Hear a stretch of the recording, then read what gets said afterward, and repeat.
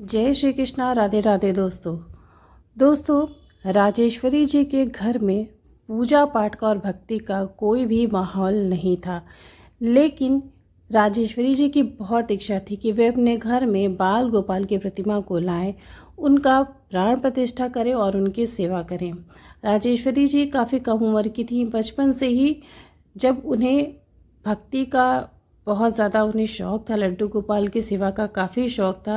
राधा कृष्ण की भक्ति में उनका मन बचपन से ही बहुत लगा करता था, लेकिन कुछ उनका भाग्य ऐसा था या फिर दुर्भाग्य कहिए कि उनके मायके में भी भक्ति का कोई माहौल नहीं था और जहाँ पर उनका विवाह हुआ वहाँ पर भी पूजा पाठ का कोई माहौल नहीं था। लेकिन हमारे कुछ पूर्व जन्म के जो कर्म होते हैं, पूर्व जन्म की जो भक्ति होती है, वो हमें इस जन्म में भी मिल जाती है। राजेश्वरी के साथ ऐसा ही था। उन्होंने अपने घर में अपने पति से घर में बाल गोपाल की मूर्ति लाने का आग्रह किया, लेकिन उनके पति को ये बात बिल्कुल भी पसंद नहीं आई, क्योंकि वो बिल्कुल नास्तिक स्वभाव के थे। मांस मदिरा का भोग करते थे और कभी भी गलती से ना तो वो मंदिर जाते थे और ना ही पूजा पाठ करते थे। पिता के ऐसे होने की वजह से बच्चों का भी मन भक्ति में बिल्कुल नहीं लगता था, लेकिन राजेश्वरी की बहुत इच्छा थी कि वे लड्डू गोपाल को घर में लाएं। जब उन्होंने अपने पति से लड्डू गोपाल को लाने के बारे में प्रश्न किया, उनसे पूछा, तो उनके पति ने उनसे बोला कि आखिर लड्डू गोपाल की सेवा करके तुम्हें क्या मिलेगा? तुम इतनी ज़्यादा परेशान क्यों हो घर में लड्डू गोपाल की मूर्ति लाने के लिए? मुझे पता है उनके आने के बाद तुम अपना सारा समय उनकी सेवा में ही लगाओगी। घर में जितनी भी खाने पीने की चीज़ें हैं वो बना बना कर उन्हें ही भोग लगाया करोगी। मैंने देखा है कि घर की सभी महिलाएं प्रायः लड्डू गोपाल की सेवा में यही करती हैं। अगर लड्डू गोपाल की सेवा से आर्थिक लाभ होता हो तब तो तुम घर में लड्डू गोपाल की प्रतिमा लाओ, अन्यथा उन्हें घर पे लाने की कोई भी ज़रूरत नहीं है। अपने पति का ये जवाब सुनकर राजेश्वरी का मन बहुत ज़्यादा दुखी हो गया, क्योंकि वो अपने हृदय से बाल गोपाल को बहुत स्नेह करती थी और मन ही मन उन्हें अपना सखा मानती थी। राजेश्वरी को अपने पति की ये बात अच्छी नहीं लगी, उनका मन दुखी हो गया। उन्हें समझ में आ गया कि उनके पति भी कभी भी आज्ञा नहीं देंगे उन्हें अपने घर लड्डू गोपाल लाने के लिए। हर 2-3 दिन के बाद राजेश्वरी अपने पति से बार बार पूछा करती थी कि मुझे लड्डू गोपाल घर लाने दो, घर लाने दो। लेकिन उनके पति का सिर्फ एक ही जवाब होता था, जिस चीज़ से कोई भी लाभ ना हो वो काम करने की कोई आवश्यकता नहीं है। हाँ, अगर लड्डू गोपाल को लाने से तुम्हारे घर में प्रगति होती है, धन लाभ हो, तो घर में लड्डू गोपाल की प्रतिमा ला सकती हो। राजेश्वरी जी बताती हैं कि अपने पति के रोज़ रोज़ के इस जवाब को सुनकर वो बहुत ज़्यादा दुखी हो गई थी। जब भी वे लड्डू गोपाल के बारे में ऐसी बात करते थे उन्हें अंदर से बहुत पीड़ा की अनुभूति होती थी। एक दिन फिर से राजेश्वरी ने अपने पति से बोला कि मैं बाल गोपाल अपने घर लाने जा रही हूँ, क्योंकि आपसे कई बार पूछी हूँ और आप मुझे अजीब से जवाब देते हो। राजेश्वरी ने उस दिन सोचा कि अगर मैं हर बार उनसे पूछती रहूँगी तो वो तो मुझे कभी भी नहीं कहेंगे कि ठीक है तुम लड्डू गोपाल ला सकती हो।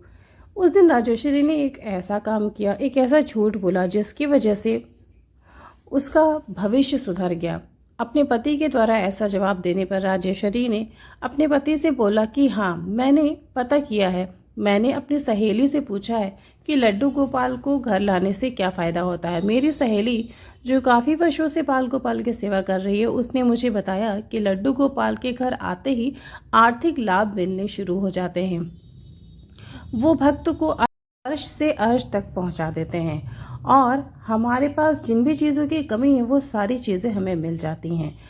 जैसे ही उनके पति ने अपनी पत्नी राजेश्वरी के मुंह से ये बात सुनी तो उन्होंने तुरंत ही उसे अनुमति दे दी कि ठीक है, अगर तुम्हारी सहेली को ये सारे लाभ हुए हैं तो तुम लड्डू गोपाल घर ला सकती हो।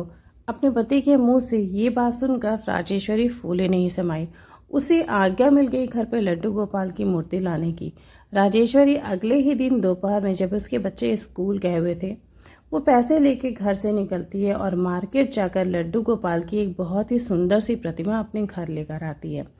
राजेश्वरी के मन की इच्छा पूरी हो गई, जो काफ़ी वर्षों से उसके मन में थी। इच्छा यही दोस्तों कि लड्डू गोपाल मेरे घर पधारे, मैं अपने हृदय से बड़े भाव से उनकी सेवा करूं। राजेश्वरी का हृदय बहुत ही निश्चल था, उसके मन में प्रभु के लिए बहुत भाव थे और फिर वो लड्डू गोपाल को अपना सखा यानी कि दोस्त माना करती थी। राजेश्वरी सभी तैयारियां करने लगी कि अब हमें बाल गोपाल की प्राण प्रतिष्ठा करनी है। सारी सामग्रियां एकत्रित करने लगी। व्यवस्था तैयारी सब में लग गई और एकादशी के दिन राजेश्वरी ने लड्डू गोपाल की प्राण प्रतिष्ठा करी। घर में एक पूजा रखी जिसमें लड्डू गोपाल की प्राण प्रतिष्ठा और सारी व्यवस्था हुई, जिससे उसे लड्डू गोपाल की सेवा करनी थी। अगले दिन से बाल गोपाल की नित्य सेवा उसकी शुरू हो गई।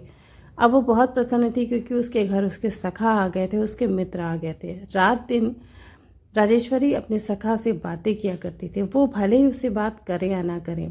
भगवान हमेशा अपने भक्त के हृदय के भाव को ही निहारते हैं दोस्तों। अब वो बहुत प्रसन्न थी। लड्डू गोपाल की सेवा हर रोज़ वो करने लगी। राजेश्वरी बताती हैं कि बाल गोपाल के मेरे घर आने के करीब 1 महीने के बाद हम सभी का घर से बाहर कहीं घूमने जाने का कार्यक्रम बना, जिसमें मेरे पति, मेरे बच्चे सभी को साथ में जाना था। बच्चों की करीब 1 हफ्ते की छुट्टी हो गई थी और पति ने भी 1 हफ्ते की छुट्टी हमारे साथ बिताने के लिए ले ली थी। हमें अपनी ही कार से कुछ घंटों की दूरी पर जाना था।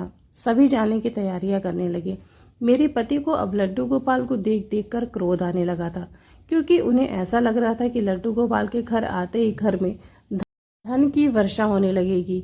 वो हर रोज़ मुझसे पूछते थे कि अभी तक तो कुछ भी नहीं हुआ, तुमने कहा था कि बाल गोपाल के घर आने के बाद हमारी आर्थिक स्थिति और भी अच्छी हो जाएगी, हमें धन मिलेगा, हमें वो सारी खुशियाँ मिलेंगी जो अभी तक हमें नहीं मिली।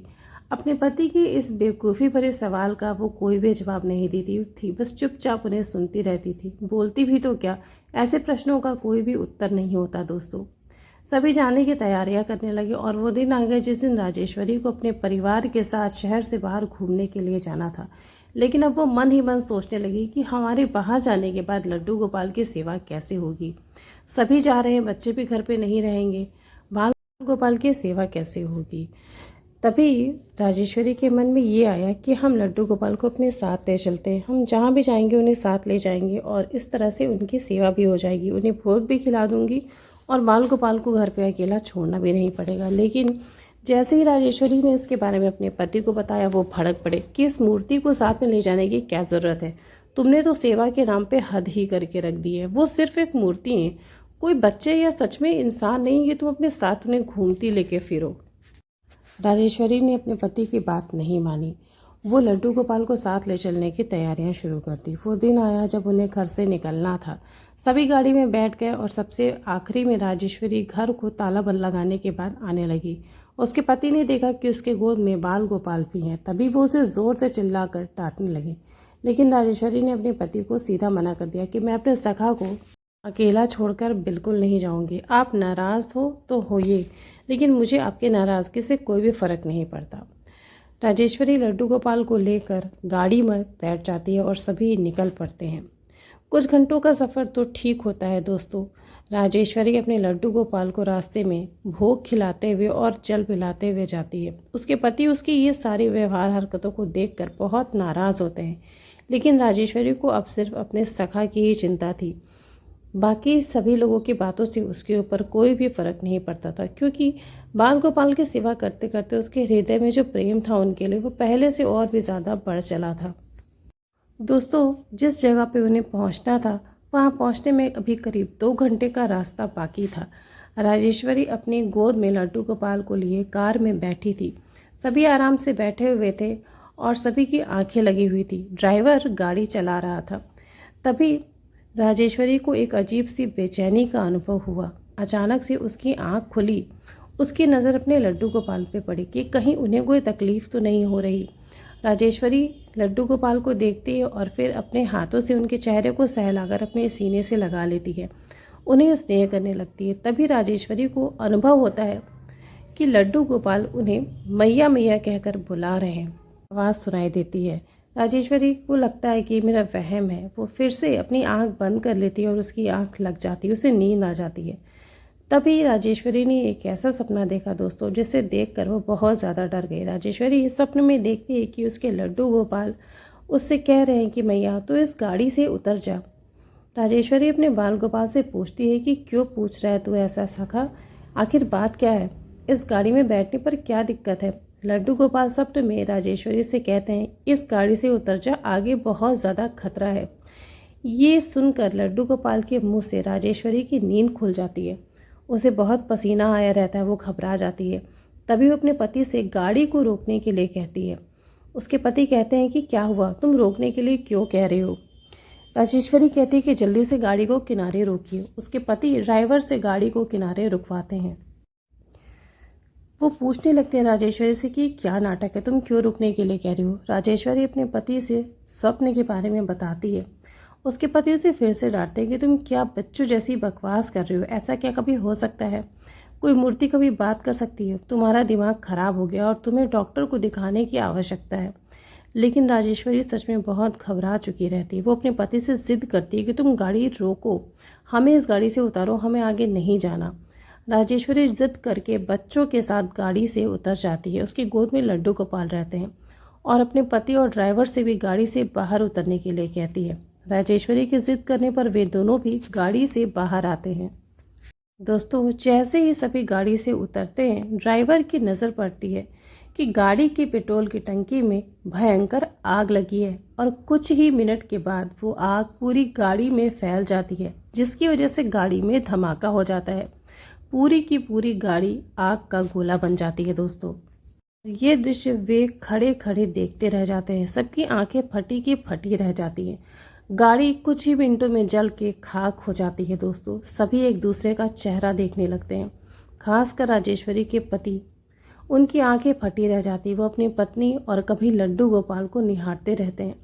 अपने सीने से राजेश्वरी और बच्चों को लगा लेते हैं। सभी बहुत रोते हैं कि अगर हम इस गाड़ी से नहीं उतरते तो शायद किसी के भी प्राण जा सकते थे, हो सकता है कोई भी जीवित नहीं बचता। राजेश्वरी अपने पति से कहती है कि आपने देखा, मैंने जो भी बोला था वो बिल्कुल सही था। मेरे सखा कभी भी मुझसे झूठ नहीं बोल सकते। राजेश्वरी के पति की आंखों में आंसू आ जाते हैं। वे राजेश्वरी से कहते हैं कि तुम सभी मेरा धन हो। मुझे लड्डू गोपाल से, भगवान से और कुछ भी नहीं चाहिए। कोई संपत्ति, कोई सुख समृद्धि नहीं चाहिए। तुम सब मेरा जीवन हो, तुम सब मेरे लिए धन संपत्ति हो, और सबसे बढ़ के हमारे प्यारे बाल गोपाल। मैंने बहुत बड़ी गलती की राजेश्वरी, जो मैंने भगवान से धन संपत्ति की मांग की। मैं भूल गया था कि असली धन तो हमारे बीच का प्रेम है, असली धन तो हमारे प्रभु की भक्ति है। राजेश्वरी समझ जाती है कि उसके पति को सारी चीज़ें समझ में आ गई। लड्डू गोपाल की बहुत बड़ी लीला थी दोस्तों राजेश्वरी के जीवन में। उसके पति को समझ में आ गया कि बाल गोपाल के घर में आने से क्या होता है। उनका वहम दूर हो गया कि सब कुछ धन दौलत ही होता है। घर जाकर वापस सभी बाल गोपाल की बड़े प्रेम से, बड़े स्नेह से सेवा करने लगे। उस दिन अगर राजेश्वरी ने वो स्वप्न नहीं देखा होता, अगर उसके सखा उसके स्वप्न में नहीं आए होते, तो शायद वे जीवित नहीं बचते। राजेश्वरी के पति ने बोला कि अगर सोचो हम बाल गोपाल को घर पे छोड़ कर गए होते तो हम वहाँ से कभी भी वापस नहीं लौटते। राजेश्वरी, भगवान की हम पर बहुत बड़ी कृपा है जो हमारे साथ गए और हमें मरने से बचा लिया। दोस्तों, राजेश्वरी के जीवन में लड्डू गोपाल की इतनी बड़ी, इतनी प्यारी लीला ज़रूर आपको अच्छी लगी होगी। इसे शेयर करिएगा भक्तों के साथ, और लड्डू गोपाल की और भी प्यारी प्यारी लीलाओं का आस्वादन करने के लिए मेरे चैनल कृष्ण प्रेम रस को आप ही सब्सक्राइब कर लीजिए। दोस्तों, कल फिर मिलती हूँ आपसे एक नई सत्य लीला घटना के साथ। जय श्री राधे।